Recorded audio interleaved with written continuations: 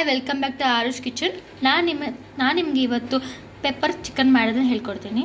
Chicken pepper ಕಬಾಬ್ಗೆ ನಾನಿಲ್ಲಿ ಜೀರಿಗೆ, ಮೆಣಸು, ಚಕ್ಕೆ, ಲವಂಗ ಮತ್ತು ಧನಿಯಾಕಾಳ ಡ್ರೈ ರೋಸ್ಟ್ ಮಾಡ್ಕೋತಾ ಇದ್ದೀನಿ. ಇದನ್ನು ಡ್ರೈ ರೋಸ್ಟ್ ಮಾಡಿಕೊಂಡು ಗರ್ಗರಿಯಾಗಿ ಪುಡಿ ಮಾಡ್ಕೋಬೇಕು. ಡ್ರೈ ರೋಸ್ಟ್ ಜೊತೆಗೆ ನಾನಿಲ್ಲಿ ಶುಂಠಿ, ಬೆಳ್ಳುಳ್ಳಿ, ಕರಿಬೇವು, ಕೊತ್ತಂಬರಿ, ಪುದೀನ, ಹಸಿಮೆಣಸಿನ್ಕಾಯಿನೂ ಕೂಡ ರುಬ್ಕೋತಾ ಇದ್ದೀನಿ ನುಣ್ಣಗೆ.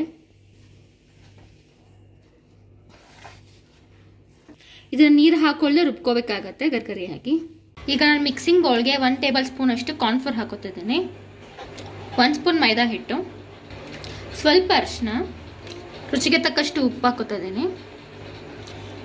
ಈಗ ಮಸಾಲೆ ಹಾಕೋತಾ ಇದ್ದೀನಿ, ಗರ್ಗರಿಯಾಗಿ ರುಬ್ಬಿಟ್ಕೊಂಡಿರೋಂಥದ್ದು. ಅರ್ಧ ನಿಂಬೆಹಣ್ಣು ರಸ ಹಾಕೋತಿದ್ದೀನಿ, 1 ಮೊಟ್ಟೆ ಹಾಕೋತಿದ್ದೀನಿ. ಇದನ್ನು ನೀಟಾಗಿ ಮಿಕ್ಸ್ ಮಾಡ್ಕೋತಿದ್ದೀನಿ. ನಾನು ಇದಕ್ಕೆ ಅರ್ಧ kg ಅಷ್ಟು ಚಿಕನ್ ಹಾಕೋತಾ ಇದ್ದೀನಿ. ಇದನ್ನು ಕ್ಲೀನಾಗಿ ರೆಡಿ ಮಾಡಿ ತೊಳೆದಿಟ್ಟಿಟ್ಕೊಂಡಿದ್ದೆ.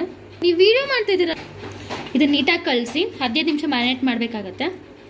ಸೊ 15 ನಿಮಿಷ ಮ್ಯಾರಿನೇಟ್ ಆಗಿದೆ. ಇದಕ್ಕೆ ನಾನು 1 ಸ್ಪೂನ್ ಅಷ್ಟು ಬಿಸಿ ಎಣ್ಣೆ ಹಾಕ್ಕೊಂಡು ಮಿಕ್ಸ್ ಮಾಡ್ಕೋತಾ ಇದ್ದೀನಿ. ಈಗ ಎಣ್ಣೆ ಕಾದಿದೆ, ಒಂದು ಸ್ವಲ್ಪ ಕರಿಬೇವು ಹಾಕ್ತಿದ್ದೀನಿ.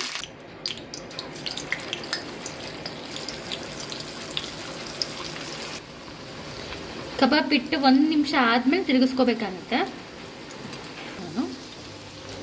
ತುಂಬ ಕ್ರಿಸ್ಪಿಯಾಗಿ ಆ್ಯಂಡ್ ಸ್ಮೂತಾಗಿ ತುಂಬ ಚೆನ್ನಾಗಿ ಬಂದಿದೆ.